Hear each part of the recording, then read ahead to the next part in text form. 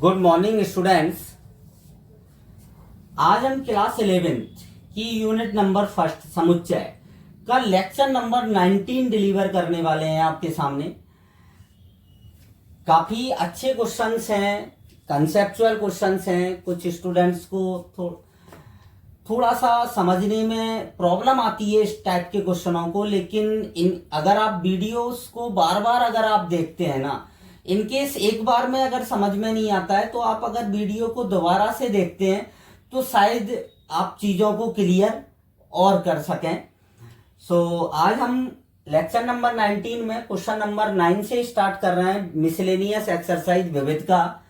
बस थोड़े ही इस टाइप के क्वेश्चन और रह गए हैं, फिर खत्म हो जाएगी ये सेट्स।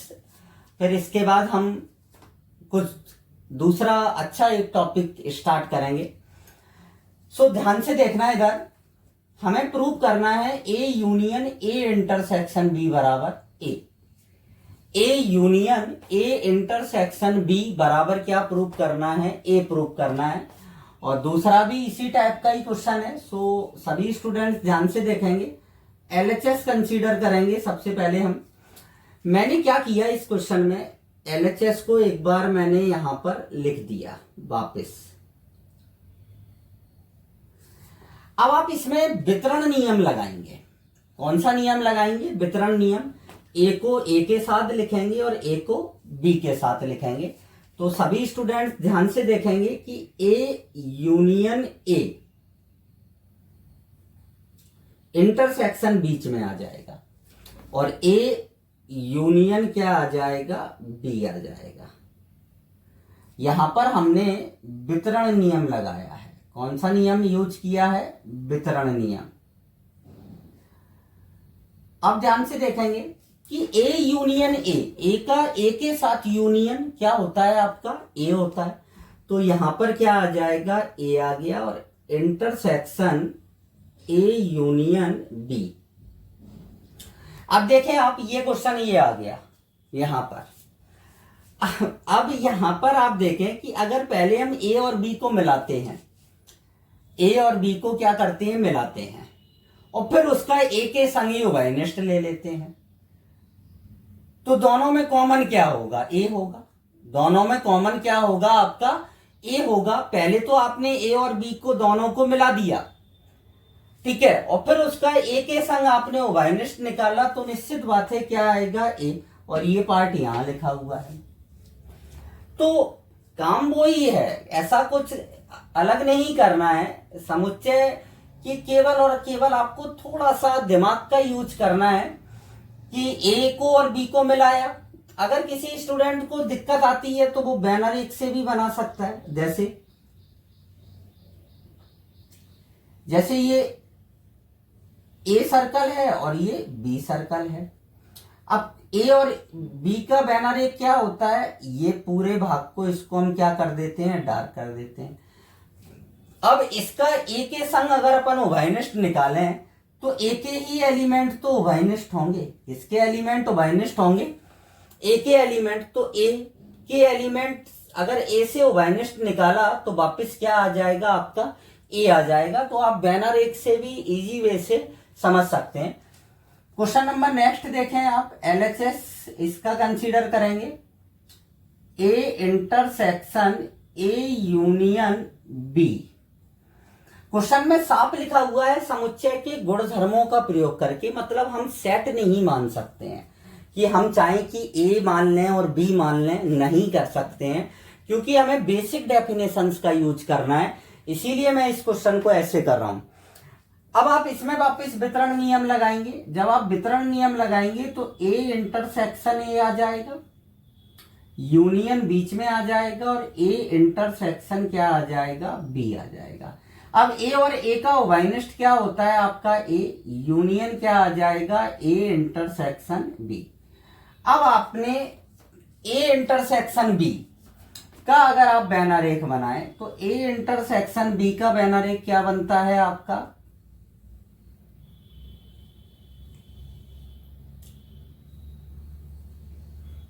ए इंटरसेक्शन बी का बैनर एक होता है आपका ये पार्ट।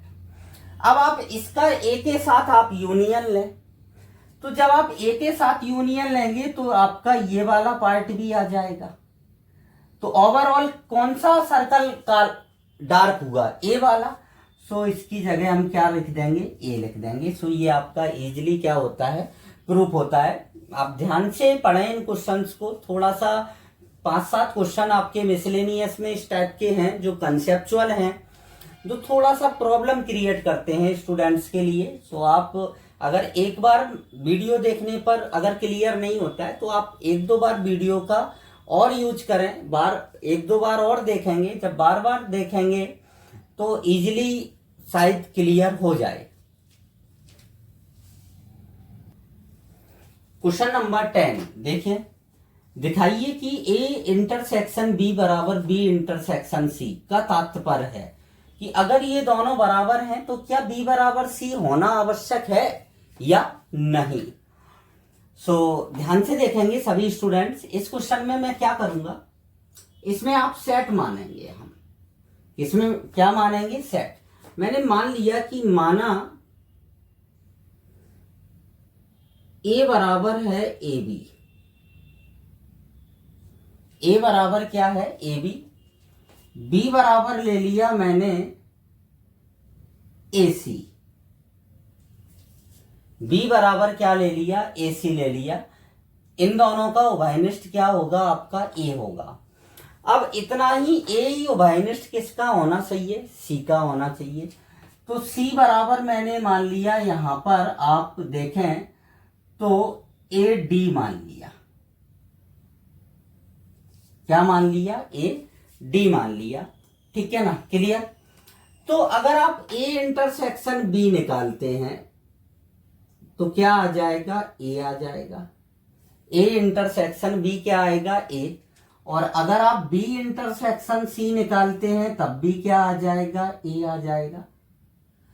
तो क्या बी बराबर सी है, क्या बी बराबर सी, परंतु बी बराबर नहीं है किसके, सी के है। मतलब यह जरूरी नहीं है कि अगर ए इंटरसेक्शन बी बराबर बी इंटरसेक्शन सी है। देखो मैंने 3 सेट लिए थे आपके सामने, ए इंटरसेक्शन बी और B intersection C. A intersection B बराबर क्या है, बी इंटरसेक्शन सी है, परंतु बी बराबर सी नहीं है। तो यह, इससे ये निष्कर्ष निकलता है कि ए इंटरसेक्शन बी बराबर बी इंटरसेक्शन सी है। तो यह जरूरी नहीं है कि बी बराबर सी हो। यह जरूरी नहीं है कि बी बराबर क्या हो, आपका सी हो। सो इजी क्वेश्चन है, सेट लेके आराम से आप सॉल्व कर सकते हैं। आप इसको नोट करें। देन क्वेश्चन नंबर 11 डिस्कस करते हैं। क्वेश्चन नंबर 11 क्वेश्चन जो है वो कुछ ना थोड़ा मतलब किसकी तरह है, क्वेश्चन नंबर 3 की तरह है। क्वेश्चन नंबर किसकी तरह है, 3 की तरह, जिसमें ए इंटरसेक्शन बी बराबर बी इंटरसेक्शन सी दिया था, ए यूनियन बी बराबर बी यूनियन सी दिया था, और लास्ट में हमें सिद्ध करना था उस क्वेश्चन में बी बराबर सी। बी बराबर क्या प्रूव करना था, सी। तो सी की जगह एक्स आ गया है। जैसे सी की जगह क्या आ रहा है, इसमें एक्स आ रहा है। सो सभी स्टूडेंट ध्यान से देखेंगे, प्रूफ भी उसी के टाइप से है। थोड़ा सा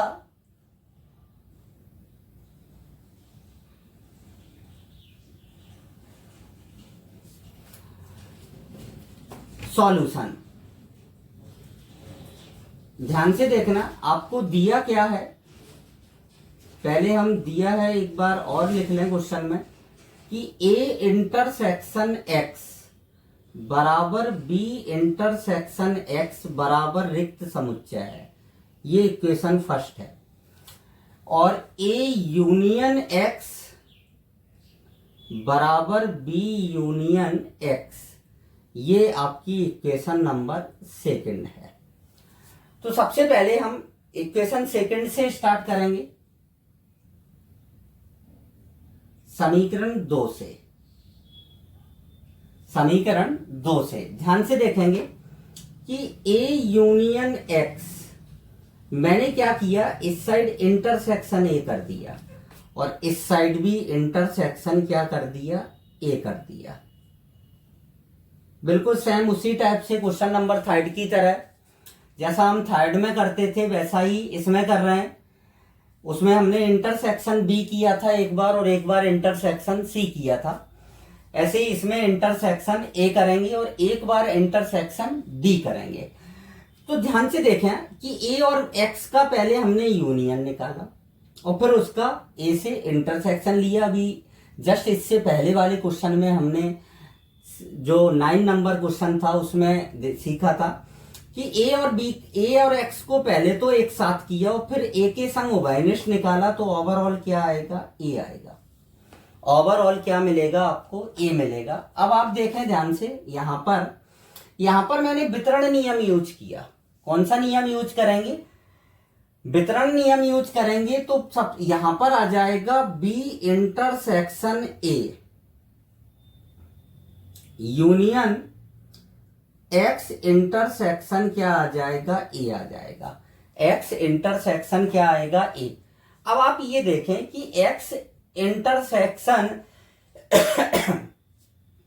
ए इंटरसेक्शन एक्स किसके बराबर है, बी इंटरसेक्शन एक्स के बराबर है।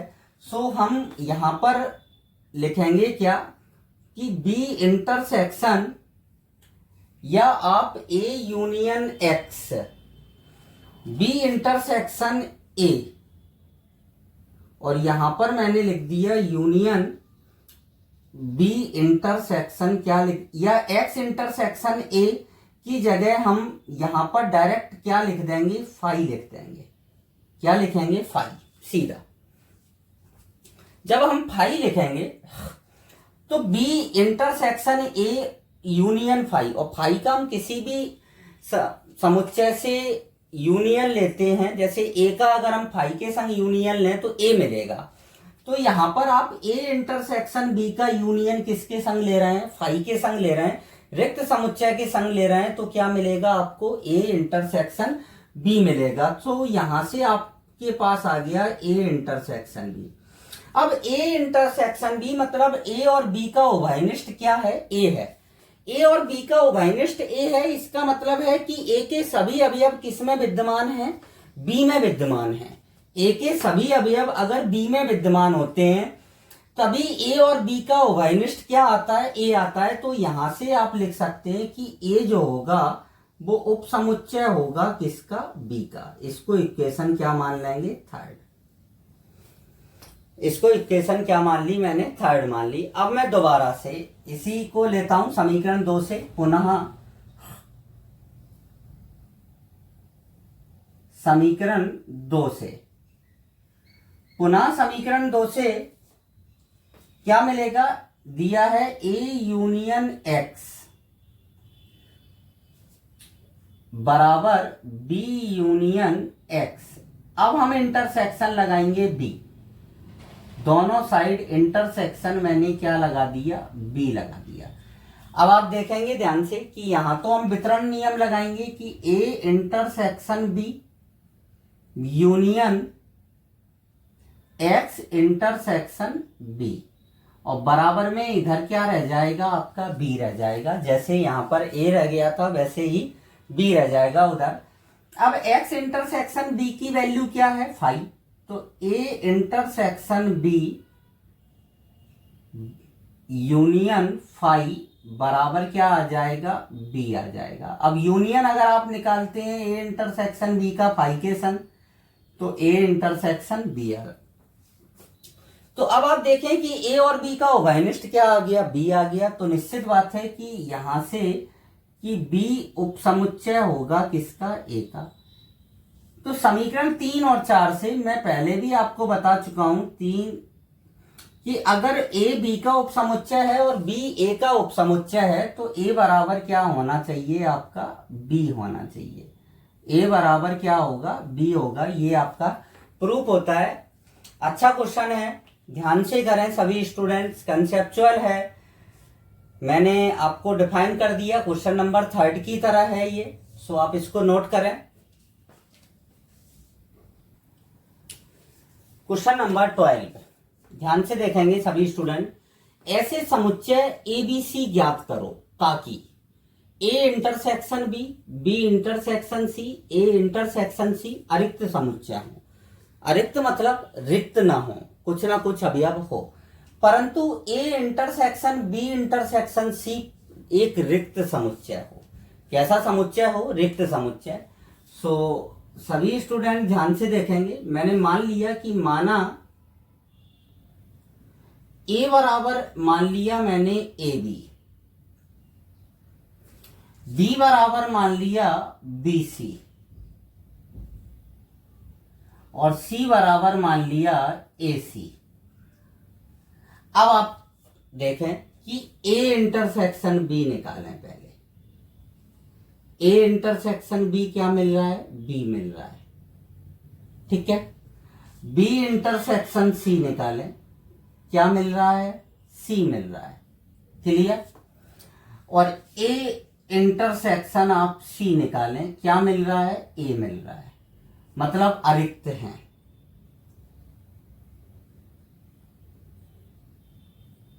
अरिक्त समुच्चय हैं ये तीनों। एक कंडीशन फॉलो हो गई क्वेश्चन की।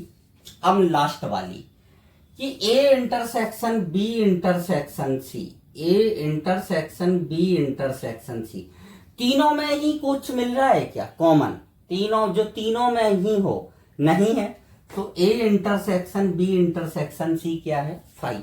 बिल्कुल सिंपल क्वेश्चन है ये, इजी क्वेश्चन है। आपको अपने मन से समुच्चय मानने हैं जो इस कंडीशंस को क्या करें? फॉलो करें। कंडीशंस को क्या करें? फॉलो करें, ऐसे आपको कुछ मानने हैं। सो आपका आज क्वेश्चन नंबर 12, क्वेश्चन नंबर 13 और क्वेश्चन नंबर 14 आपको सॉल्व करना था। इसको आप नोट करें।